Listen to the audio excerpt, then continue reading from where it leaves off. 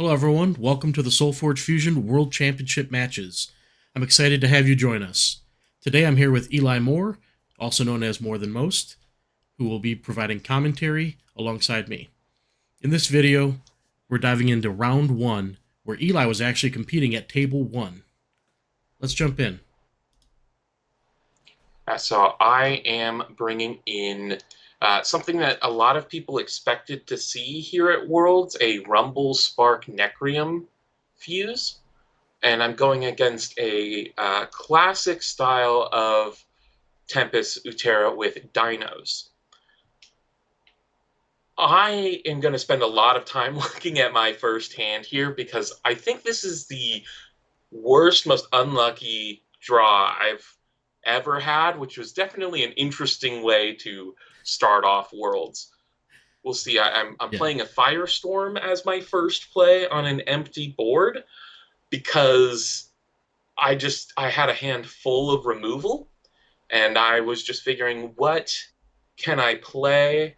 Uh, and we get the Thunderstomper coming down in response, and I'm going to have the Dreadbolt. I was thinking of what might best be in response afterwards. So I thought the single target Dreadbolt would be good to have for the second play of the turn. So I just upgraded that Firestorm, hoping in the future a big AoE can help swing the board back. Typically with a Dino Tempest Utera, there's a lot of big bodies on board.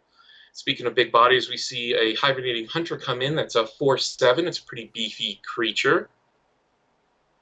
Here we're showing I got the Mongosaur, uh, Infernal Ritual, and Elizabeth. Halazith. Yep. So I just had a bunch of spells that I couldn't really utilize, and the only creature I had was Stampeding Mongosaur that would just shoot itself for 5. That's definitely a very unique hand to start a game with. That's crazy. Yeah.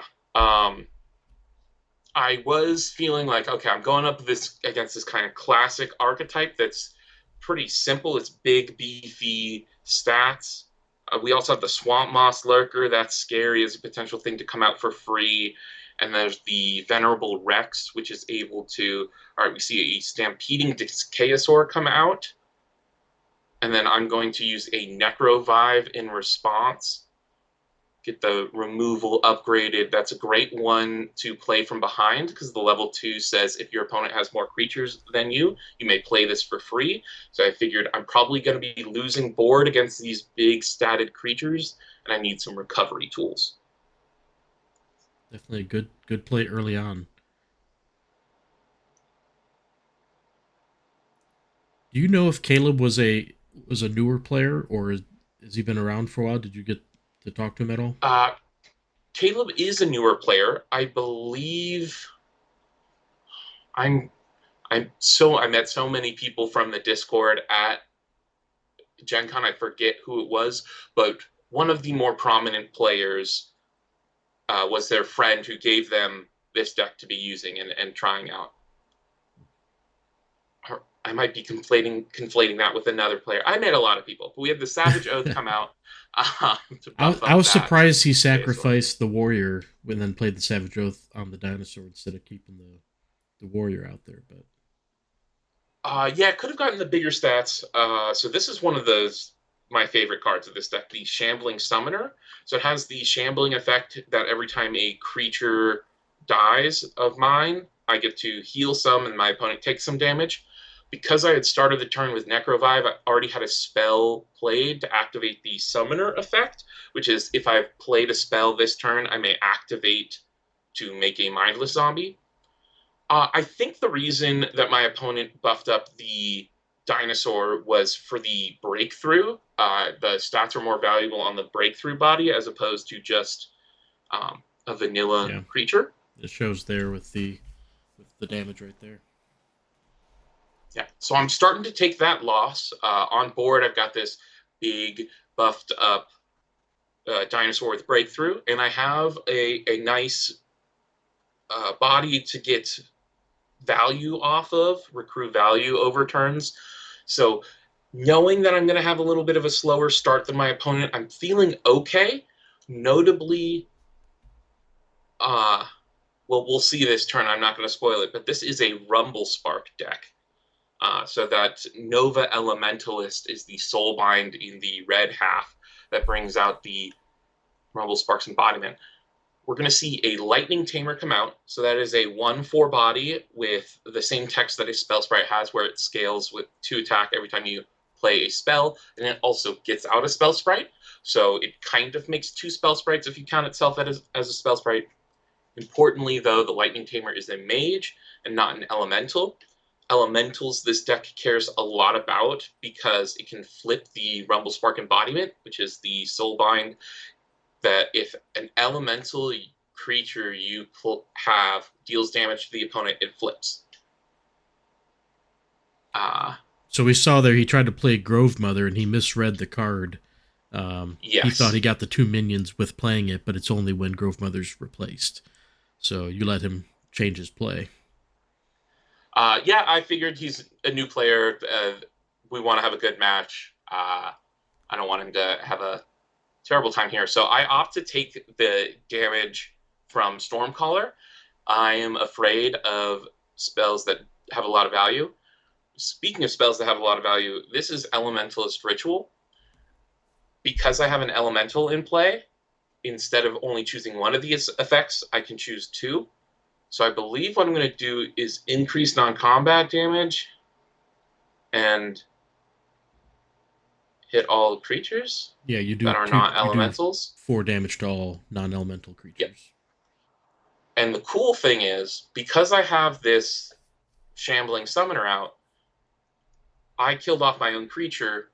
I heal the regular one, but the damage that I deal, because it's still the same turn as the Elementalist Ritual, gets increased. So now this level 1 Shambler is dealing 3 damage for one of my creatures dying. Man, that's huge damage. Yep, there you can see his reaction. Wait, I'm taking all of that damage?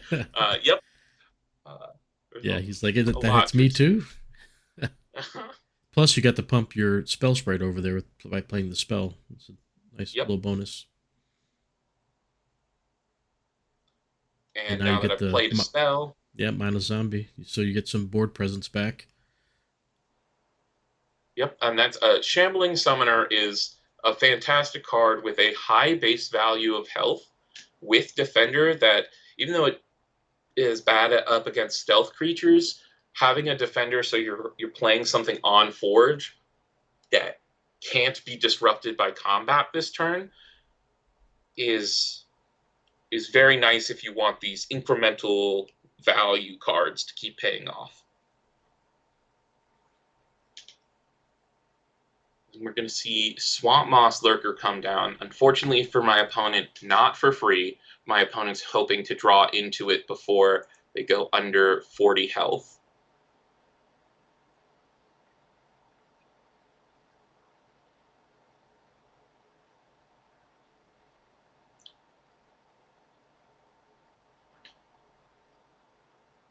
So just resolving combat I think here. I set them to 4. Actually, I'm going to pull them under 40 here. Post-combat, we'll shamble for 1 more, I think. Wasn't it the same turn? So wasn't it 3? Oh, that's right. It is ritual. 3. Yep.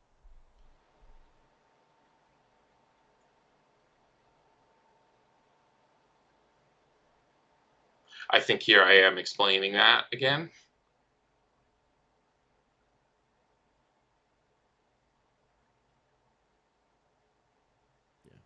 I think I jumped the score ahead.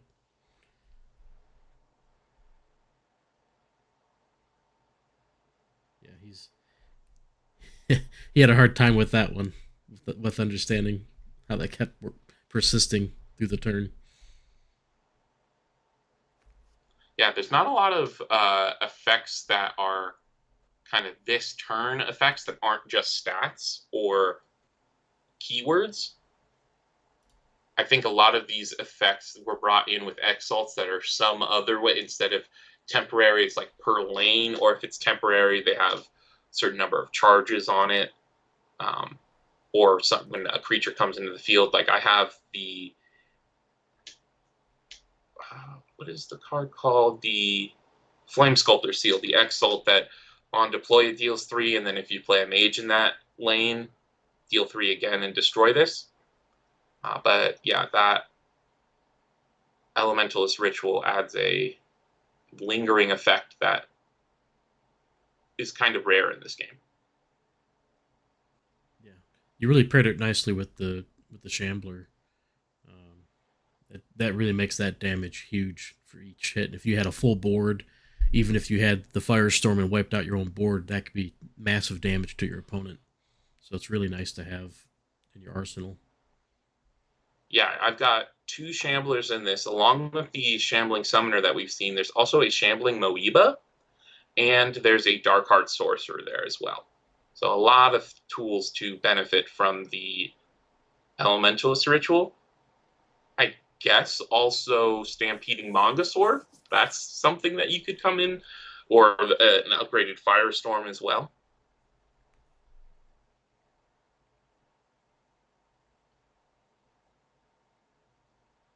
So my opponent has the Forge playing the Stormcaller. I'm going to opt to take the damage again.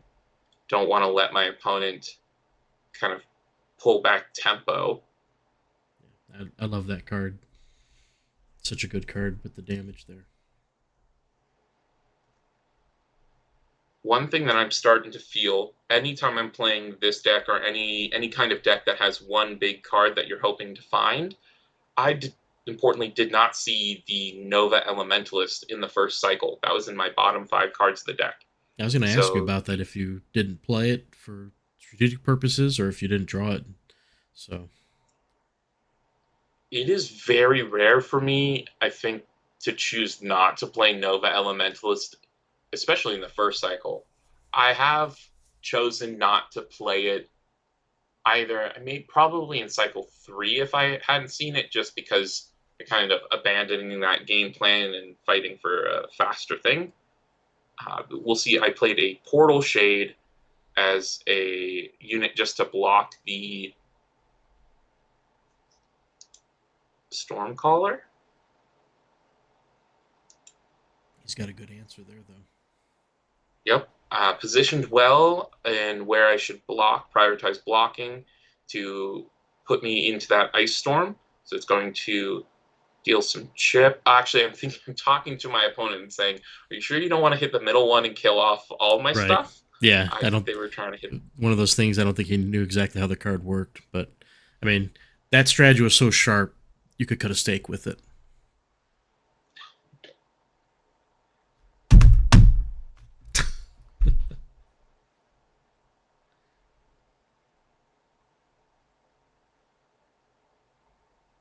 Get some So more we're shamble damage doing out a of little that. shambling. Yep.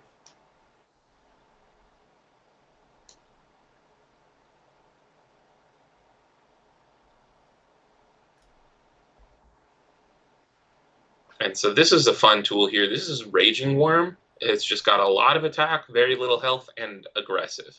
So off Forge here, playing it as my last action in a turn is a big thing of chip. And I also chose to use my Forgeborn ability to trade with the Stormcaller. Yeah. Nice to prevent all that damage there. Yeah, the Zombie Brute, if I have Forge and my lanes aren't full, typically I'll just use it on my first turn, trying to get as much aggression out of it. Or if I'm off cycle coming in, off Forge coming into the cycle, often gets used as a blocker.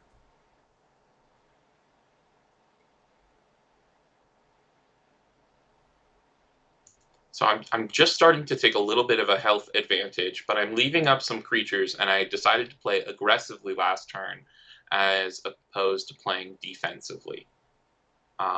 In my mind, I'm thinking I really want to see that Nova Elementalist to kind of give me a way to bring bodies out and fight for tempo on board, because of the recursion of the Rumble Spark really helps against these board-centric decks.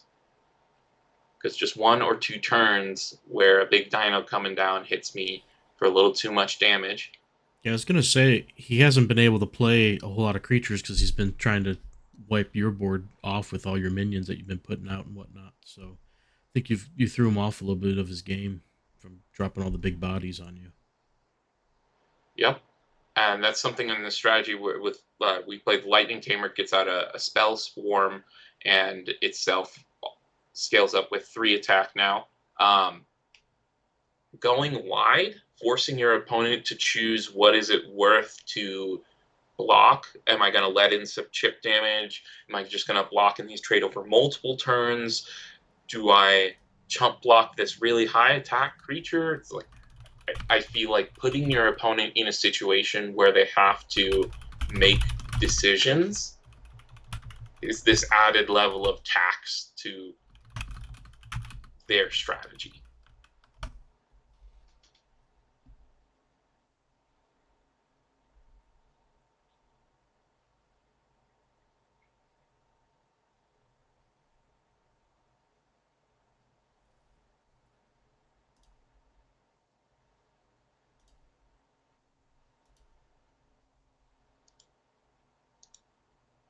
So my opponent does have the Bark Skin as a Forgeborn ability. That is better used off Forge, so you know what's going to be taking damage and how much damage it's going to be taking.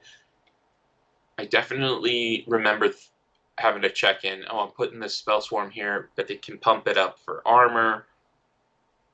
So I think it's possible that I don't remember if we see it coming out this turn or not.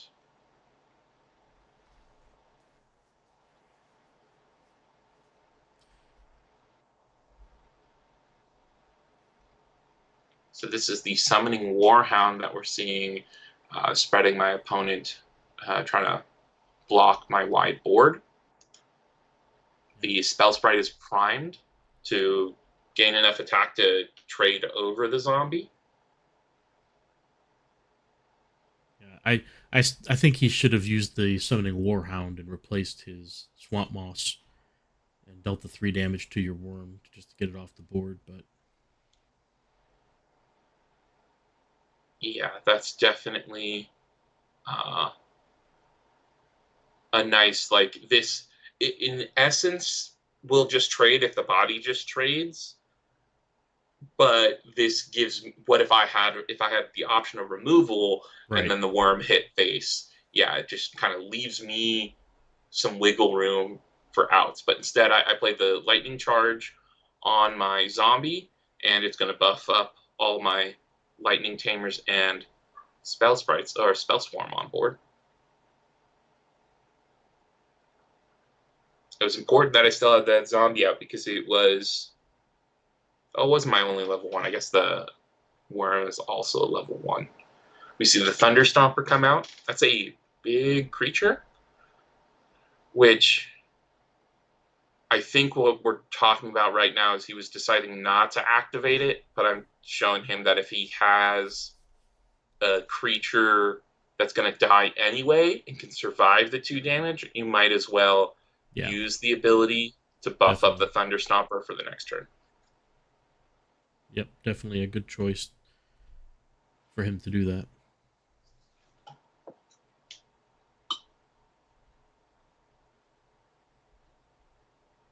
Yeah, I think it's really cool.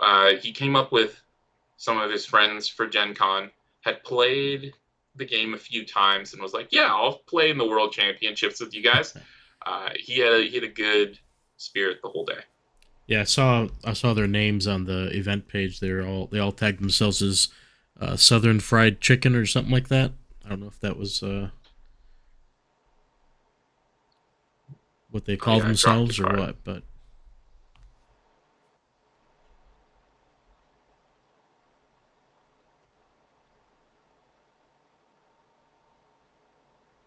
it doesn't do too bad here, wiping out your Yeah, board it took. pretty much, except for the spell swarm there. Yep. Uh, that Thunderstomper is going to be a big threat. Being able to scale up later, and I have the Spell Swarm that already took a good chunk of damage. So we kind of even on board. We both have threats that can scale, but his is just a little beefier. It's something you definitely have to address because if he pings another one of his guys, it gets another 4 attack. So he can definitely start getting out of hand. Yeah, that'll be a third of my remaining health. So right now we're both. I've got a little bit of health on him, but we're in that range that it's just like any damage that sticks starts to be a little scary. Importantly, my opponent didn't use his Forgeborn ability last turn. That led to some trades where potentially could have had some threats stay. We see the Venerable Rex with aggressive breakthrough, and then it can, at level 1, it gives aggressive to other dinosaurs. At level 2, it gives breakthrough, and then at level 3, it gives both.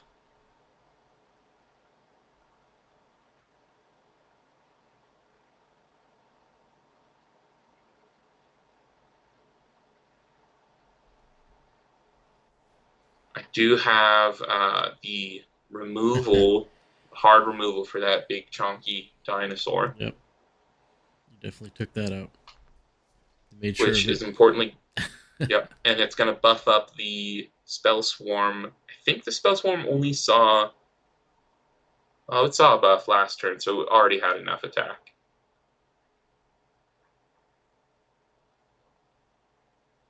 But I think, well, if this has 5 attack, if I got buffed last turn, then it wouldn't be at 6, and this brought it to 9, but he had the option to give armor to that with his Forgeborn. So this is something my opponent trying to use Disintegrate, which only works on a creature that came into play this turn. Yeah. This is. I think he said something about reading your cards being an important part of card games. Yeah, he said a few times he doesn't read his cards all the time. But he does have a really cool playmat. Yeah, I don't know where he got that from. Yeah, he may have custom made it. Yeah. I do also have a pretty neat playmat, and that was the Forge. The first generation of Forge Guardians got this playmat with my name is there in the corner. So he's a Swamp Moss coming down. Sadly, not for free. And he's on Forge, so he doesn't need the aggressiveness from the Rex. And we see he gave his creature armor there. He used his Forgeborn ability. Look, now I'm going to get bailed out with the Shambling Summoner being able to give me a chump blocker.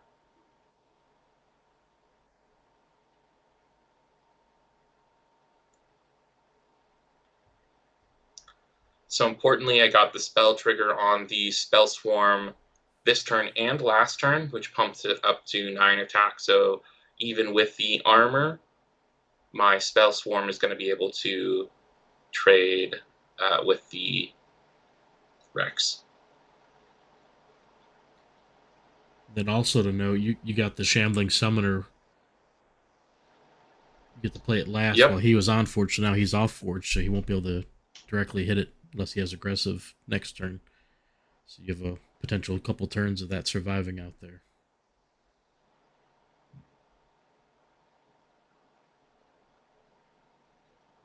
Yeah, that's a nice thing with back row. I call them back row engine cards. It's basically like another Dark Heart Sorcerer, basically. Yeah. This deck in particular, I had a previous version, the red deck I was using. I brought the same purple deck with a different red deck last year for Worlds. And that had a lot of self-destruction synergy on the red half. And back before the change to transformation counting, earlier it used to count as playing a card, and you could just milk so many procs of the Dark Heart Sorcerer going off the flipping of killing your own Rumble Spark over and over to get bunch of procs. Yeah, that was one of the very few quick erratas. Uh, or it's not really an errata, they just made a rule change for Right. that one. But out of set two, there was also the errata for the Madlawinter. It's an infinite combo, so they changed it to it only making gizmos in empty lanes.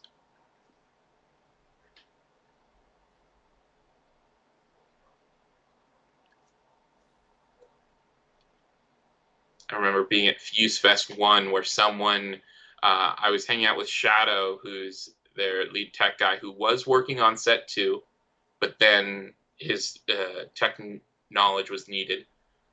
And seeing the finalized set 2 cards for the first time with all the players at Fuse Fest, and someone in the first sealed tournament opened Dark Heart in Necram and paired it with the Rumble Spark. And seeing Shadow's reaction to how that card formed in that interaction was a cool thing to see. Wow. So that was the birth of Rumble Spark, huh? Right then and there. Yep. Surprisingly, I think we only had like 3 decks with Rumble Spark at Worlds this year. Didn't have that many. Yeah, I think Rumble Spark, it's very swingy.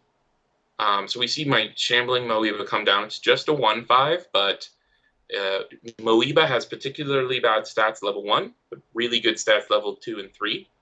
So that Shambling Moeba helps with just more procs, a little bit of healing, a little bit of damage dealing. We do see it's not long for this world. It'll be Botanimated into a Wisp. But we still have the level 2 Shambling Summoner out there. So we are going to get some procs off that Wisp. Did you not draw your Nova Elementalist in Cycle 2? Yep, in Cycle 2, I also bottom fived my Wow. Nova Elementalist. It was not an active choice not to play it. So at this point in my mind, I've really pivoted to secondary game plan of Shamblers, which I think was a bit of a motivation, even though we're already in Cycle 3, I believe, now. Yep. Yeah, Cycle Certainly. 3, I played the Shambling Moeba, thinking if we go to Cycle 4, I'm really going to need that extra Shambler. So we have the Raging Worm coming down. I'm not off Forge, but it is just a big threat. It's going to be able to trade with the Swamp Moss. Yeah, your Raging Worm's really done a lot of work for you in this match, helping eliminate his big threats like that. Yeah, it's also nice just to have an elemental with aggressive to sneakily flip the Rumble Spark, but not really a factor in this game. Uh, I do remember feeling I was like, "Oh, okay, I got unlucky. I didn't see it first cycle, and then I went through cycle 2. I'm like, I still didn't see this. Having to pivot is not what you want to do in a Rumble Spark deck, but that's what I really like. This purple half, it can kind of carry its own. With a Spring Dryad is a great creature to milk some value out of healing every time another creature comes into play.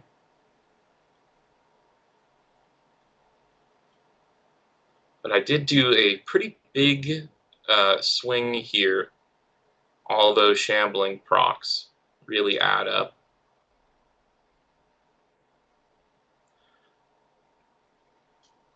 But going into this, we're in cycle 3, and there's Shapeshift available. So a creature can get a 6/6 buff, pretty sizable. Yeah. He'll be on Forge this turn, so he'll have his chance to get rid of your summoner. He's got the Spring Dried across from it right now, but he'll have opportunities. Did I miss that? Did I use my Soul Rip last turn? Yeah, I used it to play the Raging Worm. I think you Yes. got rid Okay. of the wisp that from the botanimate, and then you played the raging worm in its spot to get rid of the swamp moss lurker.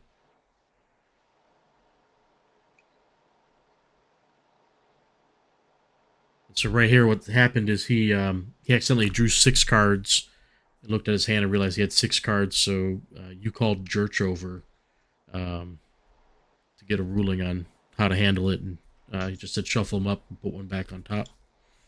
So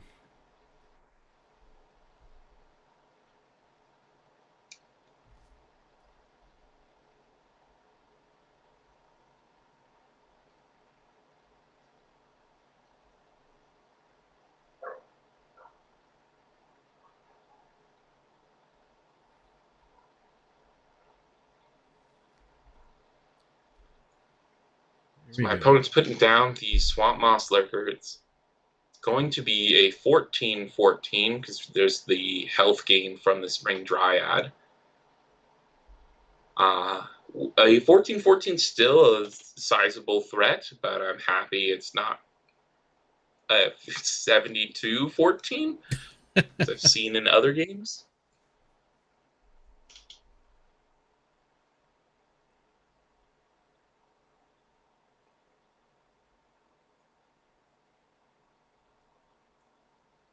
Oh, here we go. So we see that Elementalist Ritual. Now, I believe I don't have an Elemental in play. I think all I chose was the text increase non-combat damage, and then I played a spell so I could activate to make a zombie. Yep. So just now my Shambler is going to be dealing, is that 3 plus 5. 2 is 5 damage? Yeah, 5 damage per shamble. You only gain 2, but still, with him at 14 health, that's it's pretty dangerous there. Really forcing my opponent to have an answer to this Summoner.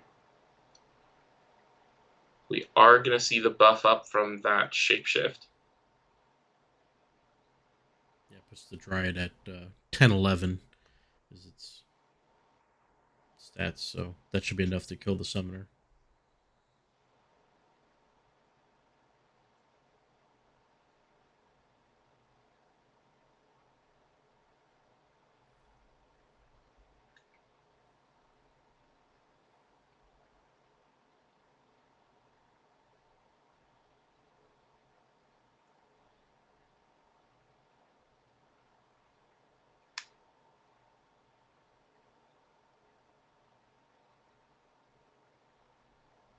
Makes a great play here. Yep, we're going to see the Hunter come in and have the Spring Dryad battle my Shambler. So my Shambler isn't going to see the other creatures die, which if all 3 of these creatures died would have been game for me. Unfortunately, or fortunately for my opponent, he did have the answer. Yeah.